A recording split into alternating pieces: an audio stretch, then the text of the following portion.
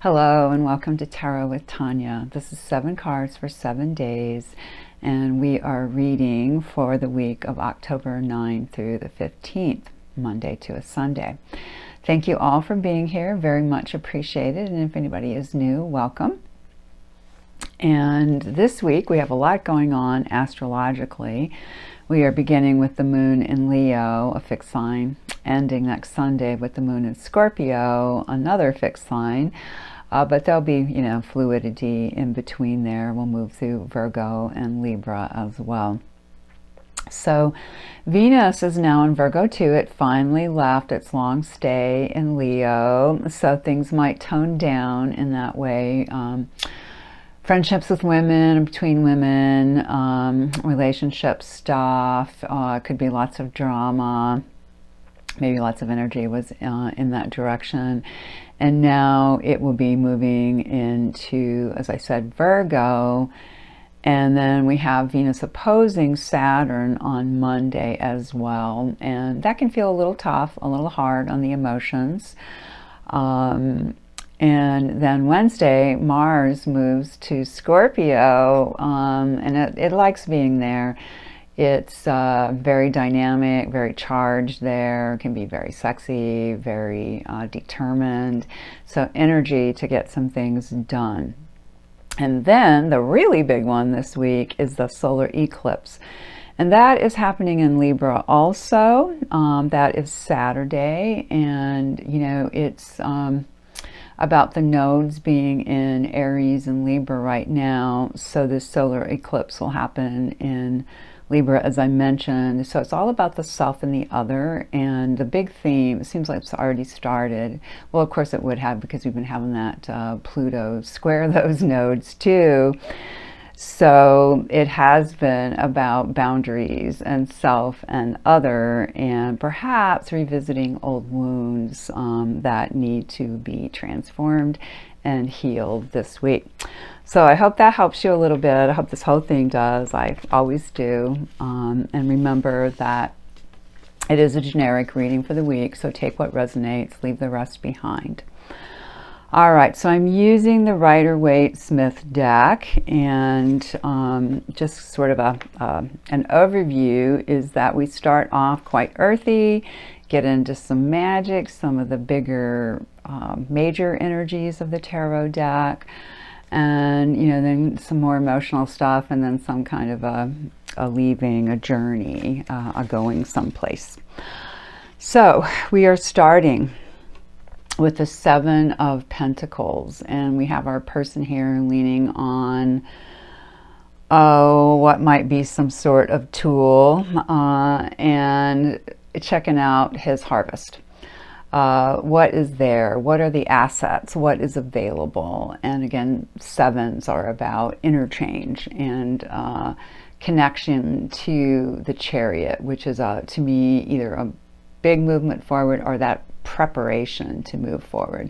This really fits in the preparation category for me, that energy of, yes, what do I have? What have I accumulated? What can I use to go forward? And Tuesday, we also get discs. This is what I'm talking about with the earthy start. And here it's about balancing some things. Sometimes this is talked about as juggling coins, something like that. But I always see it, one foot's down, one foot's up, one disc is up, one disc is down. How can things be brought into an earthy sort of equilibrium with this? And also the idea of change, with that infinity sign, that things are constantly moving, constantly changing. When we get to Wednesday, we get that first major, as I mentioned, and here we have the Magician. And of course it brings in magic. He tosses up the elements, sees what new things can come out of those. And I also think the Magician is partly about being aware of the magic that's always around us. You know, on the dark side, it can be manipulative, someone, you know, trying to manipulate you with their energy. But generally, I see it as a positive card. We've had the Fool to start the journey in the majors, and then the Magician comes in and says, well, these are the tools, let's play. So hopefully it'll feel a bit more like that by Wednesday. Then on Thursday, we have the second major and the last one for this week's reading, and it's of course the Hierophant, as you can see, a number 5. And this one can be things to do with the law, things to do with very higher education, spirituality, churches, you know, any kinds of institution, and often with a hierarchy. It can also be the inner spiritual teacher, so where we learn to make connection with spirit via ourselves and not having to have that intermediary, you know, outside of ourselves. And I think that's one of the hallmarks of the giant human transformation that's happening, is that we are learning to be that Hierophant for ourselves and not to look for it externally. So in a practical way, that could mean something higher comes in. You could channel a little bit of information through your higher self. It could be in a more mundane way, something to do with, you know, again, religion, spirituality, the law as well, or just a kind of feeling maybe of, you know, getting on the darker side, being scrutinized, being evaluated, things like that. But I think the best use of it is to, you know, try to channel your own inner wisdom. Then on Friday, a lovely cup. The 9 of Cups. I think I said cup, I meant card. Anyway, it is wonderful energy, I feel. The dark side of it can be a little bit greedy. I think it's more greed for happiness and good food and good feelings than material kinds of things necessarily. But that's what it means to me. Obviously, it's emotional, because it is a cup, and 9s are very peak numbers, and they tend to be pretty positive. We continue with our cups for Saturday, and we come to the King of Cups. So in terms of a journey this week, you know, starting with that taking stock, balancing things out, that could again be resources, assets, finding a little magic by Wednesday, a little spiritual energy and juice, perspective on Thursday, Friday, hopefully having a lovely, good, emotional day. And then getting to Saturday. And there is, in this King of Cups, emotional maturity. So it is the good divine masculine. It's not the toxic masculinity, but the kind and caring and solicitous male, again, divine male energy. So that could come up within the self on Saturday. Of course, when we have royal cards, and that's the only one we do have this week, it can represent another person, even someone who's offering something very sweet, maybe some open-hearted kind of gift. And then we end our week with the 6 of Swords, and this is the journey part, leaving something, crossing troubled waters, going to a better place. In the Thoth deck, it is called Science, and I've always loved it because to me it has this like bird's eye view, so down toward the card. And how can we see things from above? You know, I mean, again, maybe tapping into that Hierophant energy that comes earlier, and then taking